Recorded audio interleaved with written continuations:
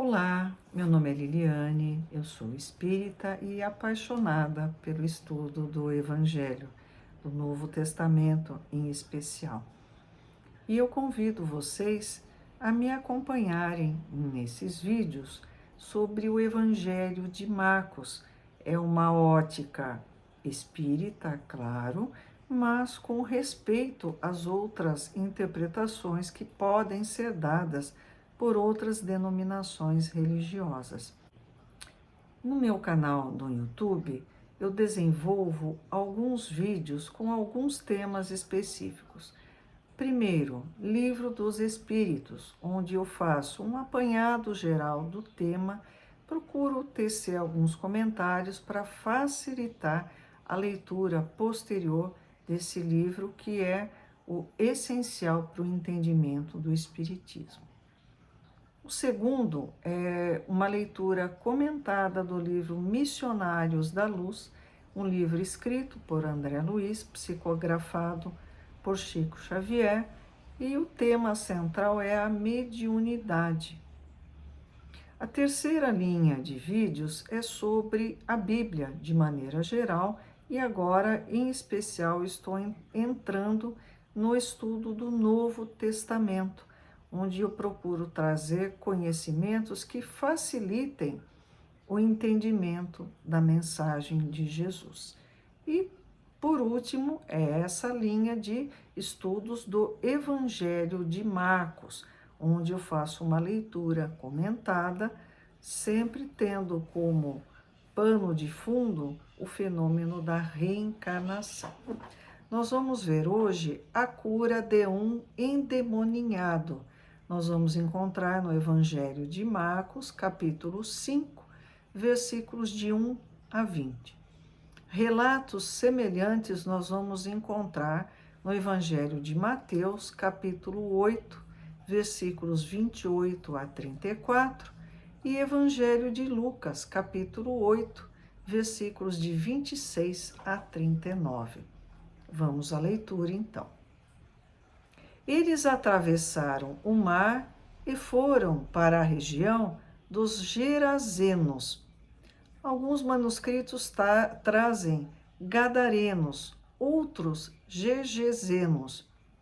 Então, Jesus tinha saído de Cafarnaum, na Galileia, onde ele tinha ficado como sede do seu ministério, e tinha ido para Decápolis, na localidade de Gadara ou Gerasa, é uma cidade dos gentios. Decápolis é uma região onde existem 10 cidades, por isso o nome Decápolis. Quando Jesus desembarcou, um homem com um espírito imundo veio dos sepulcros ao seu encontro. Então, na época se dizia que quando uma pessoa sofria o processo de obsessão, se dizia que ele estava sendo vítima de um espírito imundo. E um detalhe importante, na tradição judaica, cemitério, mortos, eles não podiam ser tocados, porque se você tocasse um morto, você iria estar cerimonialmente impuro. Bom, segundo o Espiritismo, nós temos níveis diferentes de obsessão. A obsessão simples, que é aquela influência pertinaz, persistente de um espírito e agindo sobre um outro. Parece alguns encarnados, né, que ficam na nossa orelha sem parar. Isso é uma obsessão simples. A fascinação já é um pouquinho mais complexa. O espírito envolve de tal maneira o obsediado que o obsediado não se dá conta, ele fica...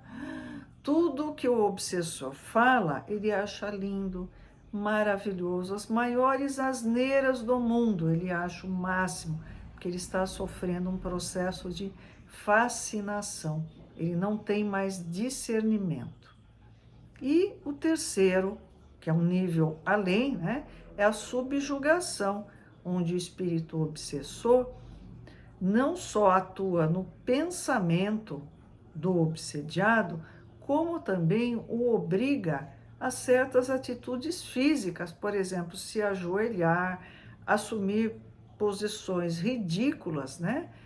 Porque ele tem total domínio sobre o obsediado.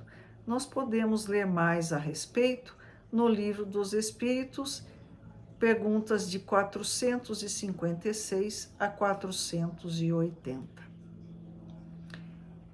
Esse homem vivia nos sepulcros e ninguém conseguia prendê-lo, nem mesmo concorrentes, pois muitas vezes lhe haviam sido acorrentados mãos e pés, mas ele arrebentara as correntes e quebrara os ferros de seus pés. Era totalmente alucinado e com uma força violenta, ninguém conseguia prender ele. Ninguém era suficientemente forte para dominá-lo. Noite e dia ele andava gritando e cortando-se com pedras entre os sepulcros e nas colinas. Quando ele viu Jesus de longe, correu e prostrou-se diante dele. O se prostrar, se ajoelhar, é um sinal de respeito. E gritou em alta voz: Que queres comigo, Jesus, Filho do Deus Altíssimo? Rogo-te por Deus que não me atormentes. Então ele reconheceu Jesus. Ele sabia que Jesus era o Filho de Deus que estava na terra. Pois Jesus lhe tinha dito: saia deste homem, espírito imundo. Por que Jesus falou isso? Porque era a linguagem que se utilizava na época. Ele não poderia dizer: olha, meu irmão querido, você está equivocado. Não, a linguagem da época era essa. Por isso que Jesus disse isso. Na sua bondade infinita, no seu amor, ele não demonstrou desprezo, ele utilizou da linguagem da época. Então Jesus lhe perguntou: qual é o seu nome?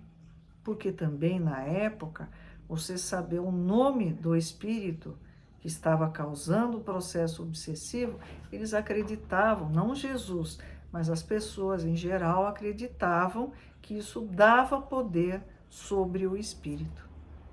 Meu nome é Legião, respondeu ele, porque somos muitos. Legião é um conjunto de soldados do exército romano. Então ele fez uma comparação. Meu nome é Legião, porque somos muitos. E implorava a Jesus com insistência que não os mandasse sair daquela região. Eles estavam acostumados a morar naquele local, a obsediar essa pessoa e não queriam sair de lá. Uma grande manada de porcos estava pastando numa colina próxima.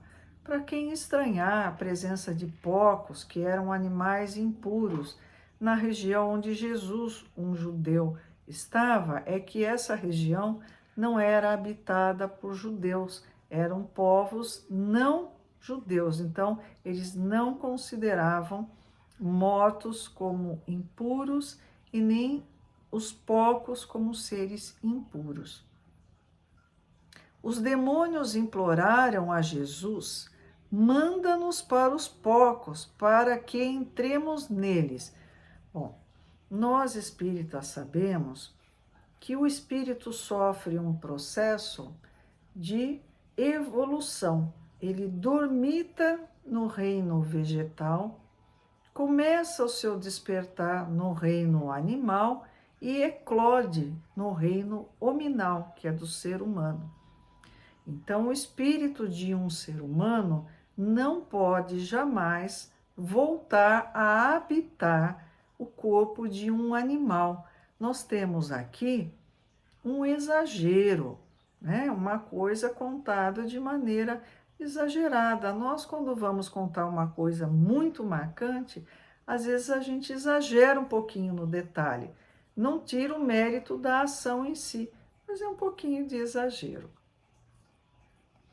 Ele lhes deu permissão, e os espíritos imundos saíram e entraram nos porcos. A manada de cerca de 2.000 porcos atirou-se precipício abaixo em direção ao mar e nele se afogou. Talvez os porcos, que eles têm uma percepção, eles não têm mediunidade, porque eles não servem de intermediário entre espíritos encarnados e desencarnados. Eles tenham, de alguma maneira, percebido aquela massa de espíritos não evoluídos, se assustaram, correram, caíram no precipício e se afogaram no mar. Os que cuidavam dos porcos fugiram e contaram esses fatos na cidade e nos campos, e o povo foi ver o que havia acontecido. Na época não tinha grupo de WhatsApp, mas a história se espalhou e todo mundo ficou assustado com aquilo. Quando se aproximaram de Jesus, viram ali o homem que fora possesso da legião de demônios, assentado, vestido e em perfeito juízo, e ficaram com medo. O doido lá que gritava, andava nu, quebrava tudo, estava lá sentadinho, sossegadinho. Os que estavam presentes contaram ao povo o que acontecera ao endemoninhado e falaram também sobre os porcos. Então o povo começou a suplicar a Jesus que saísse do território deles. Eles ficaram muito assustados. Quando Jesus estava entrando no barco, o homem que estivera endemoninhado suplicava que o deixasse ir com ele. Falou, deixa eu ir junto com o Senhor que me salvou. Jesus não o permitiu, mas disse, vá para casa, para a sua família, e anuncie-lhes quanto o Senhor fez por você e como teve misericórdia de você. Então, aquele homem se foi e começou a anunciar em Decápolis o quanto Jesus tinha feito por ele. Todos ficaram admirados. Nós vamos encontrar diversas passagens do Evangelho onde é narrado um processo obsessivo. Então, não é uma invenção do Espiritismo. O Espiritismo só deu nome àquilo que já existia. Deu nome e explicou. Até o próximo vídeo. Muito obrigada.